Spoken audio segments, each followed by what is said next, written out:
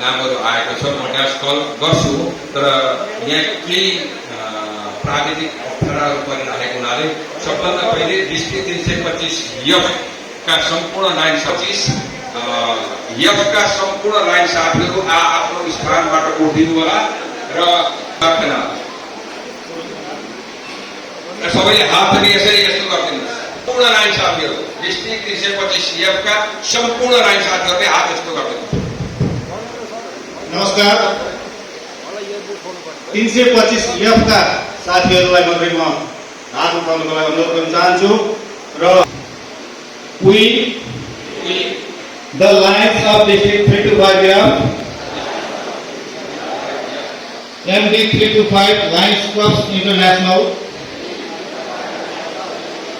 assembled here proceedings of the conference line 2 lines keeping with the objects supported as well. Lions Clubs International underscored its commitment to a certain and lasting peace for the world in 1946 when International President Pierce delivered greetings to the Paris Peace Conference, which officially marked the end of World War II. When they left, I said they told our Lions International State working for world peace.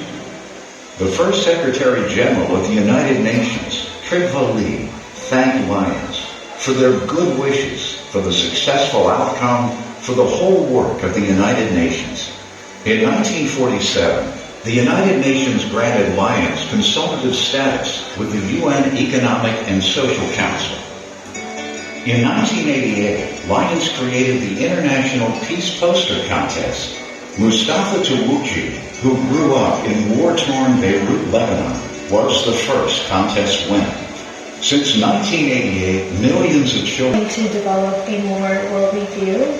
Since 2011, students who are blind and visually impaired have also had a chance to express their thoughts on peace. To combat poverty, hunger, disease, environmental crises, and more.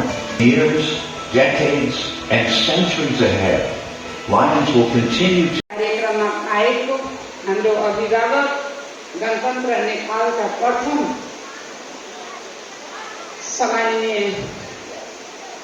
राष्ट्रपति महामहिम doctor Ram Baran यादवज्यू आज प्रकट गर्न चाहन्छु जुन देशप्रतिको माया र देशमा केही गर्नुपर्छ भनेर अठोट लिएको परोपकारी संस्था धेरै दशकौंदेखिको राष्ट्रिय र अन्तर्राष्ट्रियमा पहिचान बनाउनुभएका हाम्रा लाइन्सका मेम्बरहरू म यहाँहरूले जुन गर्नुभएको छ जुन गर्दै आउनुभएको छ अब धेरै डेलिगेट्सहरू गइ पनि सक्नुभयो जनकपुर धाम र यस यो भेटका यो 325 तिर अझ पनि धेरै परोपकारी कामहरू गर्नु पनि भएको छ र गर्नु पनि छ भन्ने अठोटका साथ यहाँहरू आउनु भएको छ भन्ने मैले विश्वास लिएको छु।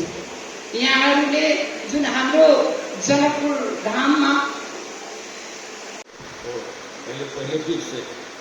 पहिले तपाईहरुलाई लाइन्सका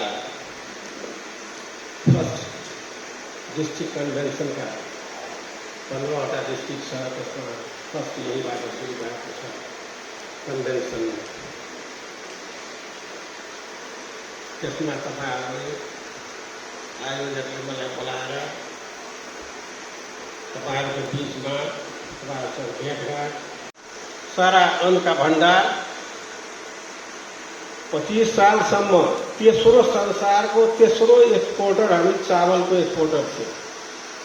पहिला थियो थाइल्यान्ड, दोस्रो बर्मा, तेस्रो नेपाल थियो। हिस्ट्री हेर्नुस्। आज अस्ति मलाई अर्थतन्त्रको केशव अधिकारीसँग यस्तै भेट भएको थियो। एकजना केशव अधिकारी जाने माने शास्त्री छ।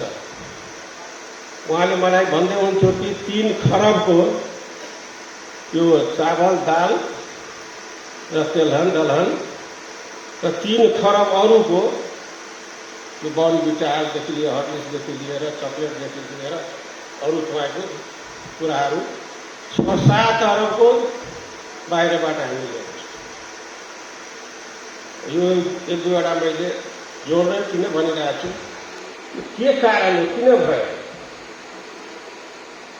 आयो कि हाम्रो राई काकाले भन्नुभयो कि हाम्रो भाइ बहिनीहरू अरबको मरुभूमिमा काम गर्छ। यो साराको कुरा म तपाईँहरूलाई फेरि युवाहरूलाई, किन यसमा युवा बढी हुन्छन् तपाईँको लाइन्समा, त्यसले गर्दा म सम्झाउन चाहन्छु कि जबसम्म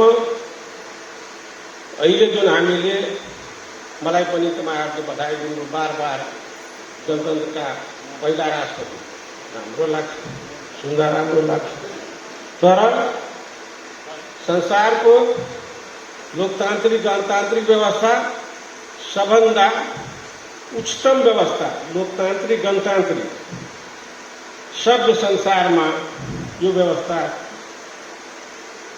सबभन्दा उत्तम व्यवस्था हो सभ्य समाज बनाउनको लागि। तर यसलाई जो संविधान बनाएको छु, जो व्यवस्था ल्याएको छु, त्यसलाई कसरी चलाउने, कसरी लिएर जाने, कसरी देश बनाउने, कसरी समाज बनाउने, जब समाजले समाजको रूपान्तर र आर्थिक सबलीकरण गर्न सक्दैनौँ भनेर हामीले देश बनाउन सक्दैन,